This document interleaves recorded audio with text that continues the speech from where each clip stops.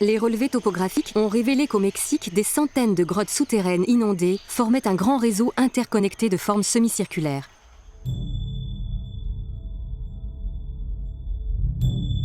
Ce sont les restes d'un immense cratère mesurant plus de 175 km de diamètre et environ 20 km de profondeur.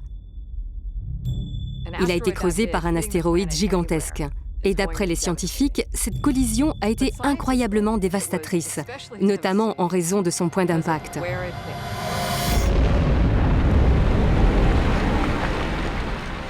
L'astéroïde s'est écrasé en plein milieu d'une grande réserve de soufre. La roche s'est vaporisée en libérant plusieurs milliards de tonnes de gaz polluants à base de soufre. Cette couche gazeuse a bloqué les rayons du Soleil, entraînant un refroidissement de la planète et la mort des dinosaures.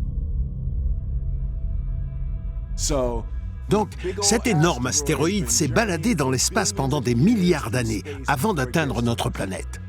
Et la Terre tourne, on est d'accord?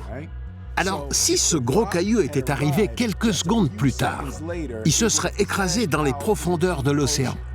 Il n'aurait pas libéré de soufre dans l'atmosphère et les dinosaures auraient survécu. L'histoire de la Terre est remplie de moments comme celui-là.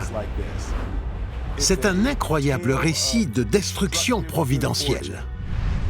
Un récit qui fait le lien entre la mort d'une planète, 10 millions de chauves-souris africaines, une horloge naturelle dans le ciel et des petits cailloux aussi vieux que notre système solaire, dont certains font la taille de mon poing.